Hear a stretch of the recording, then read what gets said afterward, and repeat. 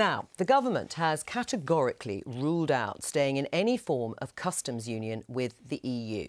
This comes as Michel Barnier, the EU's chief Brexit negotiator, is expected to arrive in Downing Street within the hour for talks with the Brexit Secretary, David Davis, and Theresa May.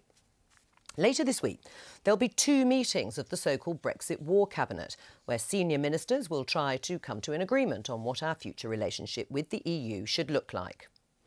Last night, a Downing Street source said, "We are categorically leaving the customs union.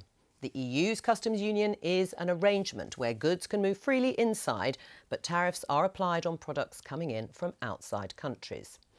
The Downing Street source further clarified the government's position by saying it is not our policy to stay in a customs union. But the Home Secretary Amber Rudd told the BBC yesterday that the government has an open mind about entering a customs arrangement or a customs partnership with the EU. And back in January last year, Theresa May used her Lancaster House speech to say, "I do want us to have a customs agreement with the EU." But the government's latest announcement on the customs union comes after pressure from Brexiteers. Yesterday, the Conservative MP Bernard Jenkins said that ministers are vague and divided over Brexit. He also accused the Chancellor Philip Hammond of failing to advocate the government's policy on the customs union. And this morning, The Times is reporting that the government is considering a time-limited extension to elements of the existing customs union. Well, joining me now from Reading is the Conservative MEP Daniel Hannan. Welcome to the Daily Politics. Dan, the government have ruled out staying in the customs union or a customs union, but they might want to be in a customs partnership or a customs agreement with the EU. It's about as clear as mud, isn't it? I think it's considerably clearer than mud. The reason we're leaving the customs union is because if we're in the customs union, we give Brussels 100% control of our trade policy without having any input into what that trade policy would be. That really would leave us worse off than just staying where we are as members. 90% of the growth this century is coming from outside the EU. Britain needs to be where those markets are. So it was clear all along. It was clear in the Lancaster House speech. It was clear in the policy papers the government put forward. Sure. And it was clear in the creation of this whopping great new Department of International Trade that we were doing our own trade policy. Right. What then does customs arrangement mean? Well, that means procedures that facilitate the smooth and frictionless flow of goods across borders.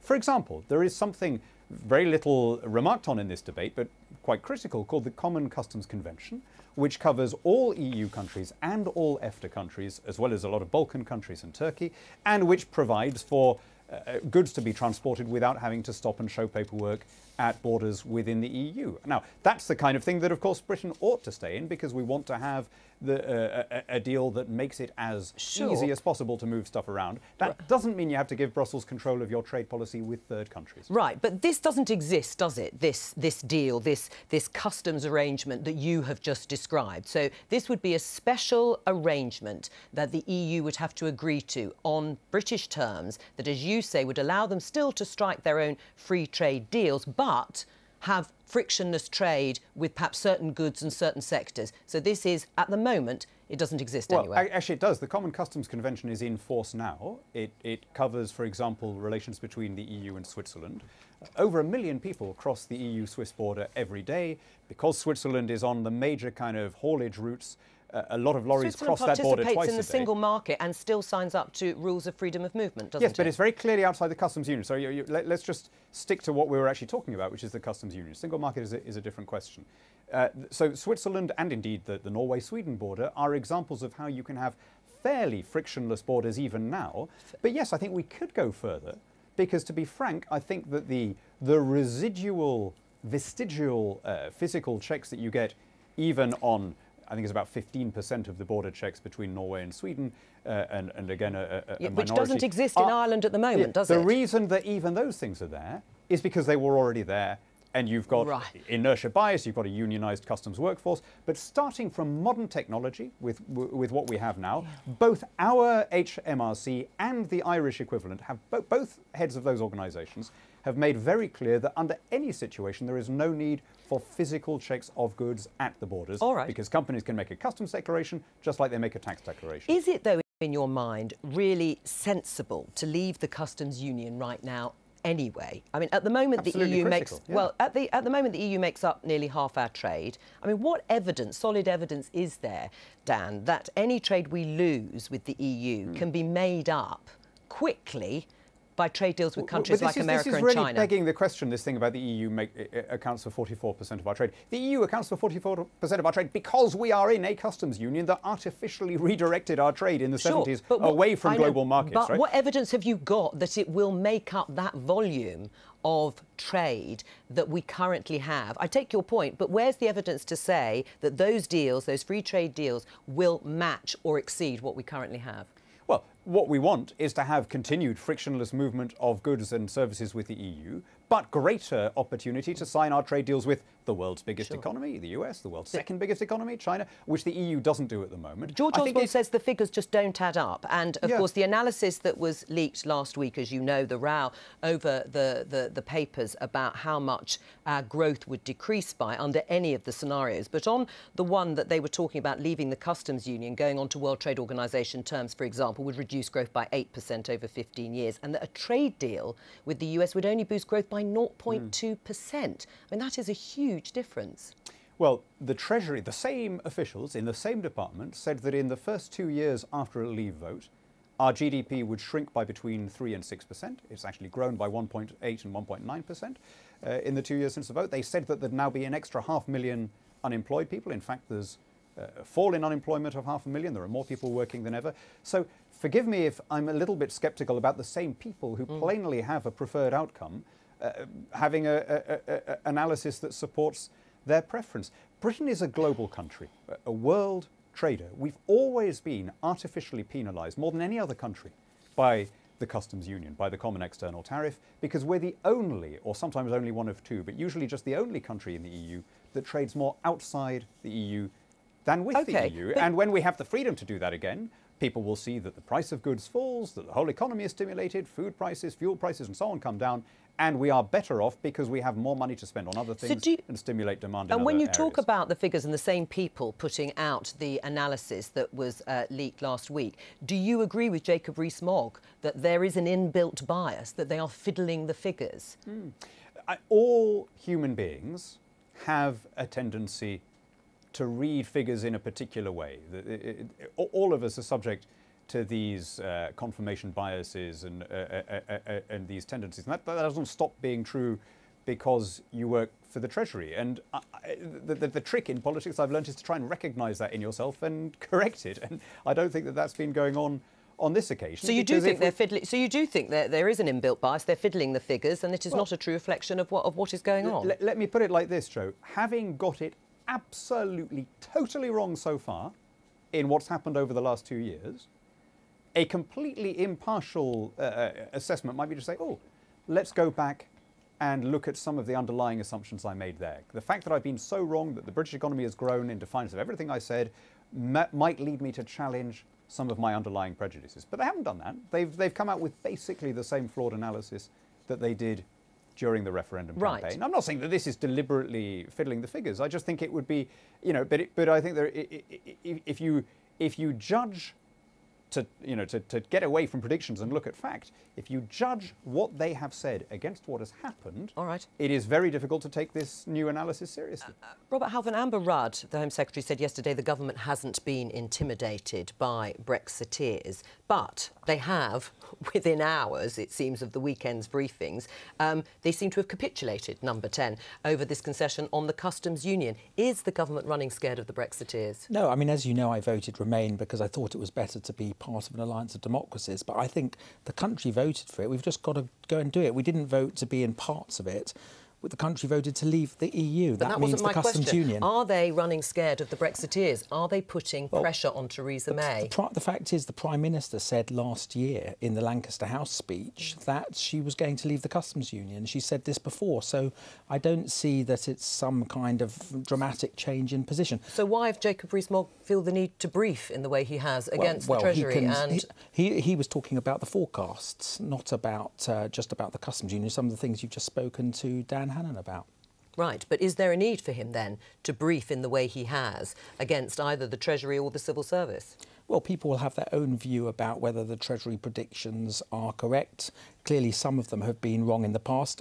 No one actually knows what is going to happen once we leave the European Union, but we have to get on with it. And what the government needs to do, and the Prime Minister needs to do, is we need to set out that policy as if it's in tablets of stone. Everyone should speak with the same hymn sheet, and then we should go out there and sell it to the public who voted to leave. Luciana, do you think it's now time for Labour to take a clearer line on the customs union?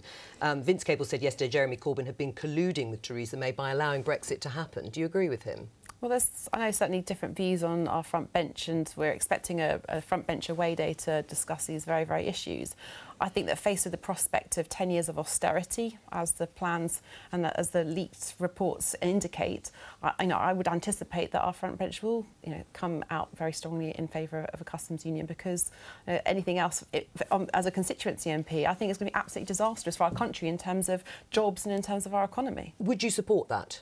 Would I support that line, that if the Labour Party comes Most out and certainly. says, right, and do you think they should be doing that now? Well, as I understand it, imminently there's going to be this away day when they're all going to be getting together to look at all the evidence. And Keir Starmer himself, our front bench Brexit secretary, has said that he wants to look very closely at the evidence. It's as a result of a Labour motion last week that we'll now be able to access and see that information, those reports that have been put together. That's going to be critical in order to arrive at doing what I think will be the very best for our country. I mean, one of the risks of coming out of a customs union or any sort of customs union with the EU is this hard border, the issue of the hard border with Ireland. Now, Dan Hannan said there should be ways to get round that. Do you accept that in Parliament there isn't a majority of MPs that would vote for a deal in that meaningful vote that means coming out of the customs union? No, I don't. I don't know how people are going to vote on the day. I think that we had a majority to leave the EU. We had a majority who voted to institute Article 50.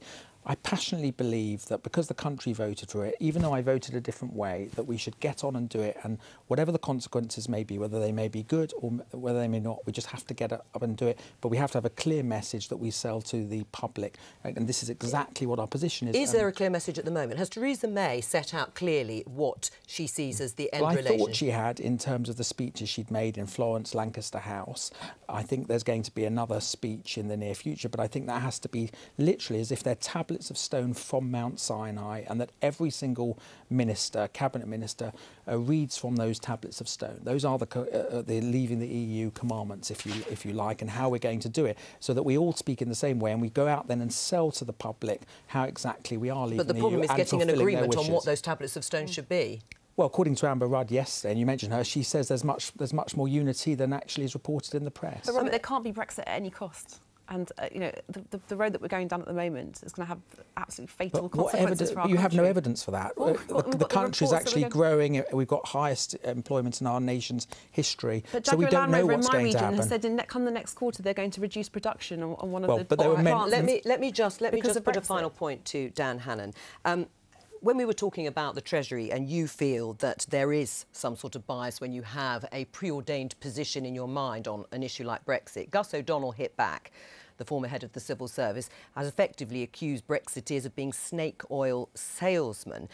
That kind of proves the point, doesn't it? Well, is that what you think? Do you think do you think that underlined the position of the civil service? Well, it obviously made clear where he was coming from, and but I don't think that's fair to most civil servants. Of course, it is. I don't think anyone would deny that the majority of our officials voted Remain, but I think most of them are patriotically now doing their best. But is it fair to Brexiteers to call them snake-oiled salesmen?